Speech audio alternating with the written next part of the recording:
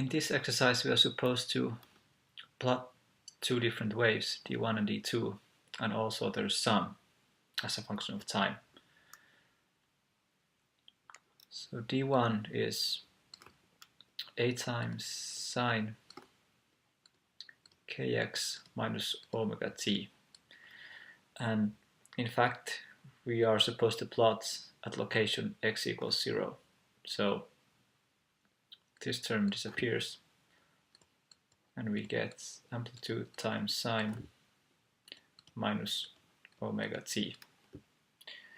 Sine is an odd function, which means that this minus jumps out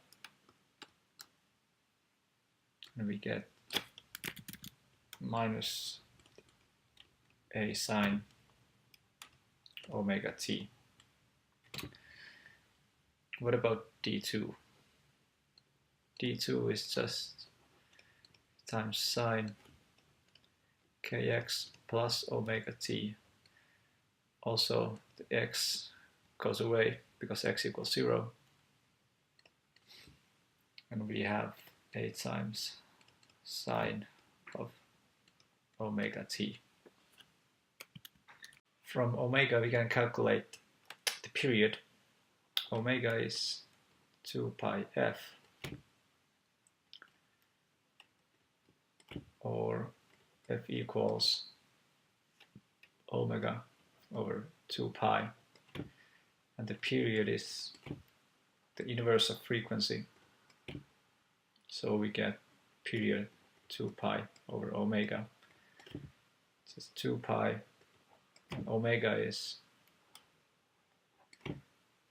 1.8, 1 over second, and we get about 3.5 seconds for our period. We're now ready to plot this. Let's start with the d2. We know that the amplitude is 0.15 meters, and we are plotting as a function of time. It's a sine wave with a period of 3.5 seconds, so it will complete one full cycle. And being a sine with no phase angle, it will start from 0 and reach the 0 at half of the period. Go down, then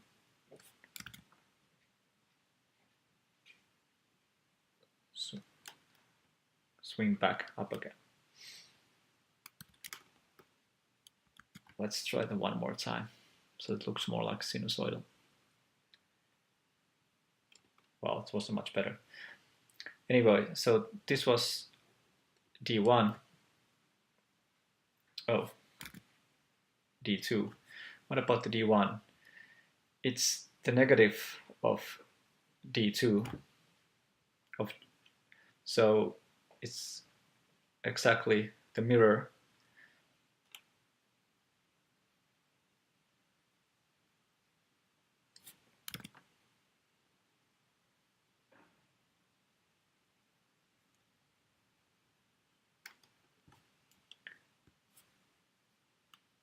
And if you compute the sum of d1 plus d2, we get minus a sine omega t plus a times sine omega t, which is 0. So their sum, it's just a 0 here along the axis.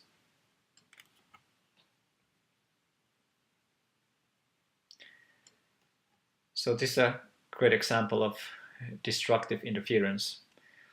When the waves are completely opposite, or their phases are completely opposite, they will cancel each other and result into a zero wave, if you will. In part B, we'll repeat what we just did, but at a different location. Now x is lambda over 4. In that case, d1 becomes a times sine k lambda over 4 minus omega t, and k is 2 pi over lambda, the wave number, so we get a times sine 2 pi over lambda over 4 minus omega t. So the lambdas cancel and we get a times sine pi over 2 minus omega t. And because sine is odd, we get minus a sine omega t minus pi per 2. Same thing for d2, a times sine k over lambda 4 minus omega t. We get a sine, this is plus pi over 2 plus omega t, or rearranging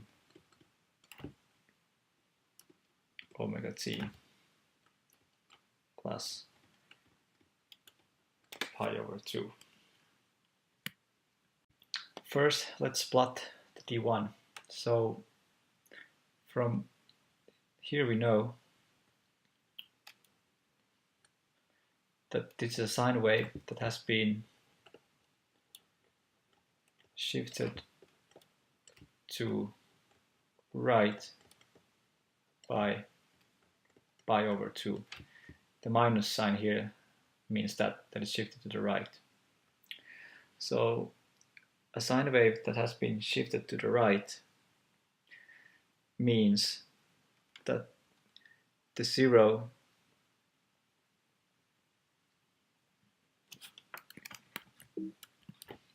it doesn't start from 0 but starts pi over 2 later. So it would look something like this. And then, of course, the other half would be something like this.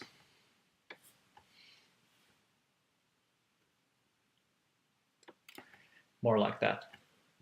Okay, what about this minus sign? It means that it's not only shifted, but it's also inverted. So instead of having this shape, we have the exact opposite.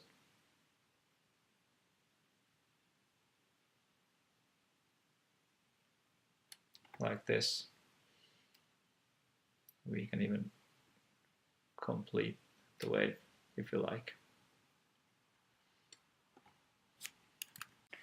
The d2 is easier. From here we see that this is a sine wave that has been shifted to left by pi over 2. The plus sign means that it's shifted to the left. So it doesn't start from 0, but starts pi over 2 to the left.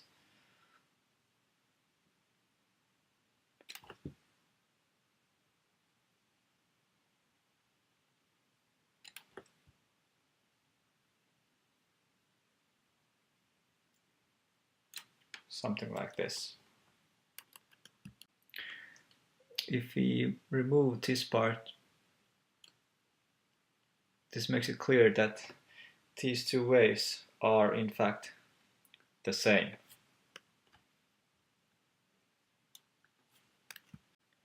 So if we add them together, we get a wave that is exactly of the same shape but it has twice the amplitude. So it would look something like this.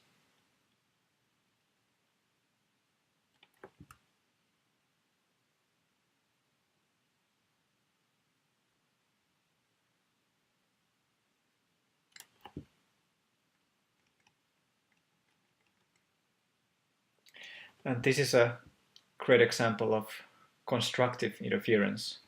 When two waves are exactly in the same phase, they will build up on one another, and in this case double their amplitude, because they're perfectly in sync, if you will. One quick correction to set things straight. So these are not exactly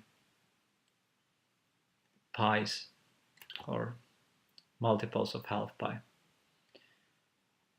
They're of course multiples of the period, well, half of them. So here's t over 2, and here's the full period, which is 3.5 seconds. And the same applies to these values as well. But I think you got the idea. Our hair tangled up in hers, fingernails beneath the